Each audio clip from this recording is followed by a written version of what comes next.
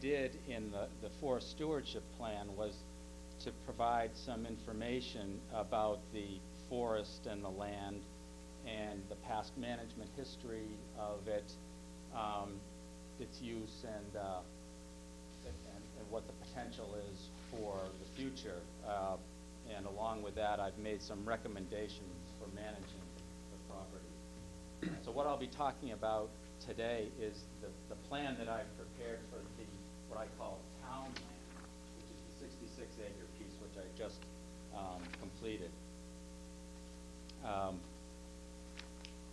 So as far as the recommendations that I have made, before I even speak of the recommendations for the forest itself, I had made two recommendations which are on your handout regarding the trails and access to that piece of land.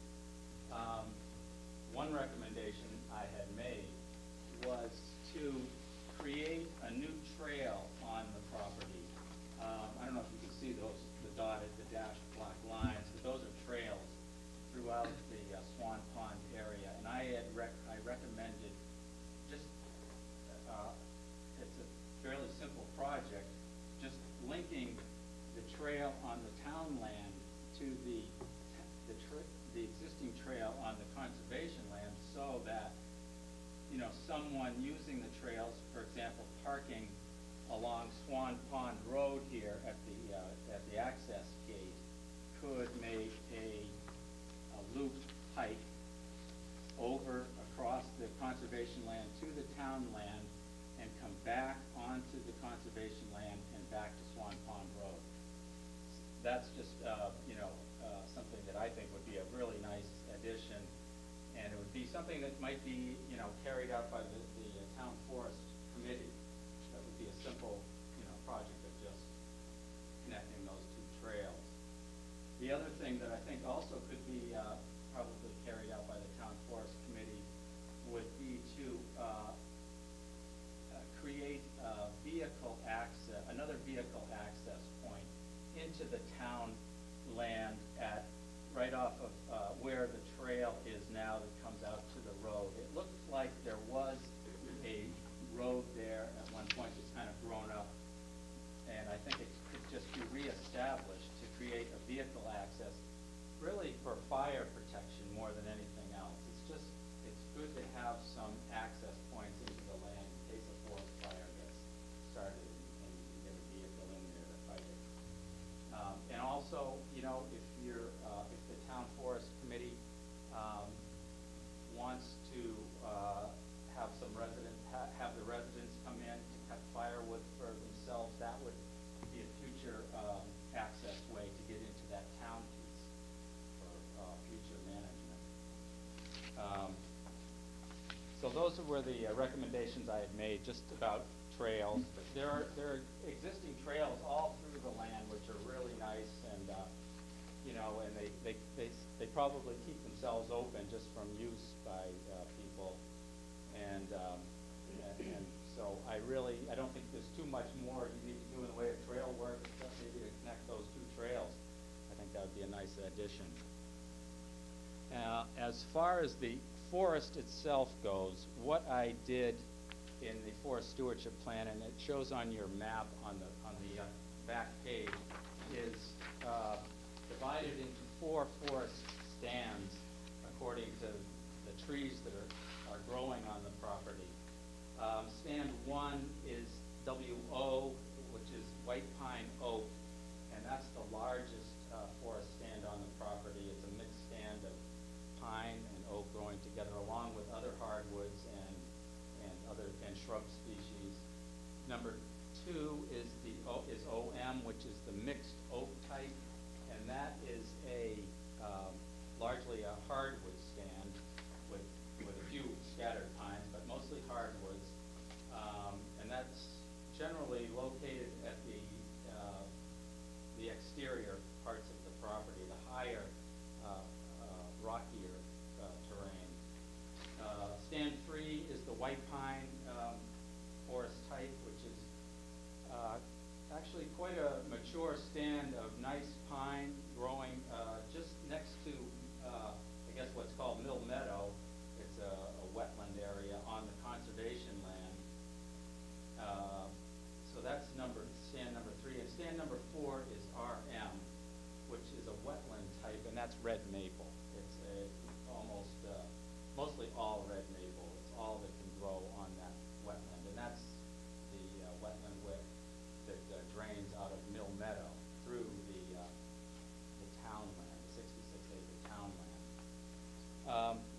forest on that town land piece is similar to the land all through Swan Pond area. It's land that's grown up on abandoned pasture land, maybe 100 years ago or so, and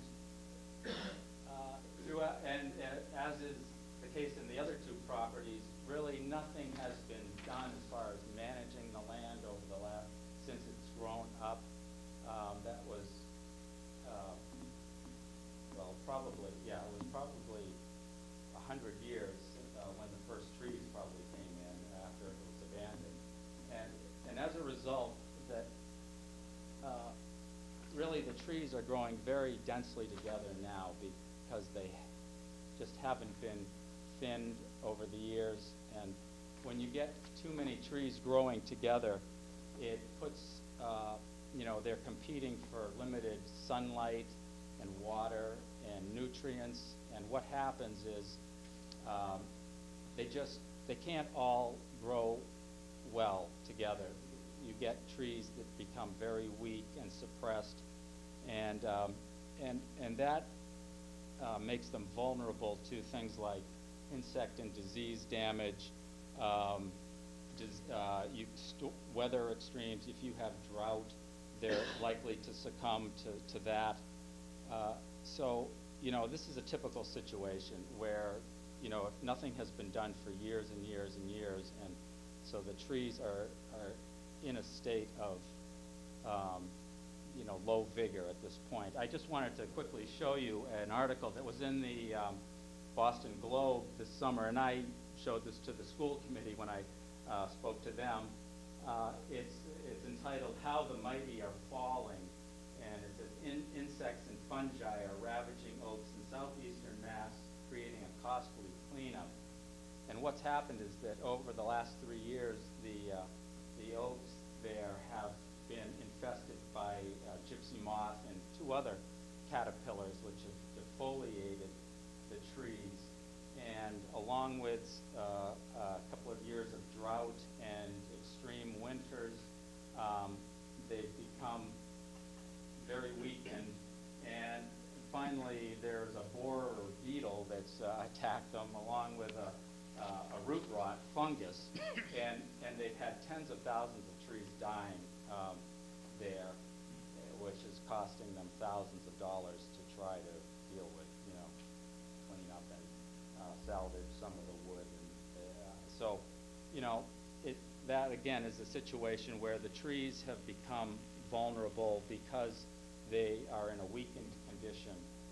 And so what I've recommended in the Forest Stewardship Plan is to you know, thin some of the area just to try to improve the overall health of the trees. The idea behind thinning is to remove certain weaker trees to allow the more healthy and vigorous trees, you know, grow better. It's really just it's like thinning your garden. It's just a matter of, you know, picking the best trees and taking out the competitors to give those good trees more room to grow for the future. And in addition to that, by thinning the forest, you're allowing more sunlight to penetrate through the overstory canopy, and that gives the young trees a chance to develop. Right now, you know, throughout most of this whole forest, with few exceptions, there's, you know, young trees trying to come along, but they are really stagnating because it's just so shaded, and then they, you know, just become weak and are likely just to topple over in snowstorms or, you know, or other problems that develop. So, you know, that's another advantage of thinning the forest. And with periodic thinnings over time, you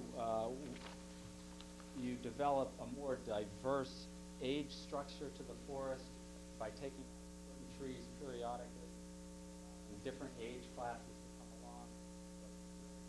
Trees aren't, you know, in the same age category as they are And so that in the event of a windstorm or ice storm or disease or drought, you're more likely to come out of it with a healthy forest. So that was my thinking in recommending the thinning on certain portions of the property. Now, I think there's two ways that you could consider carrying out the thinning. One is with the town forest committee going in and selectively cutting some hardwood trees for firewood for residents to use for their own use, and that is a good way to get a lot of really effective thinning done. They were pretty active in the 80s, I remember, pretty much on the school land, and that really shows a big difference in what was done there during the 80s. I don't think as much has been done since then, but if that's going to be sort of reinstated, I think that town forest committee could get a lot of effective thinning done. The other option for you to consider is to do what's called a commercial thinning, where you would have a logging contractor come in and they would pay you for the wood that they cut.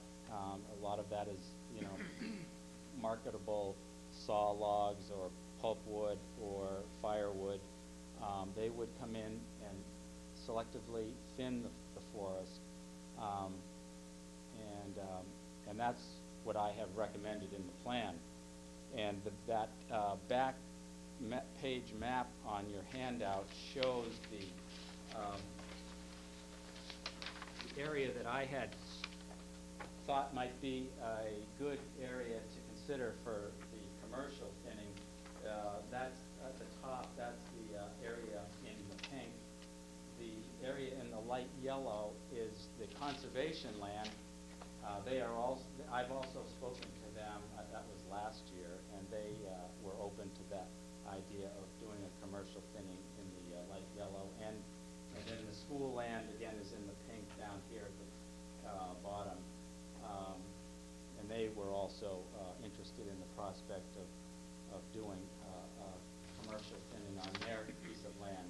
I think that would be the central access point for all of the Swan Pond area land for the wood to come out of. So that was what I had recommended. The areas to be thinned would be it would be parts of stands 1, 2, and 3. That's about 20 acres that I've delineated out of 66 acres total on that piece. And it was about 20 acres on the conservation land and also 20 acres on the school land. So combined, that's about 60 acres. And it would provide income. All three areas would provide income.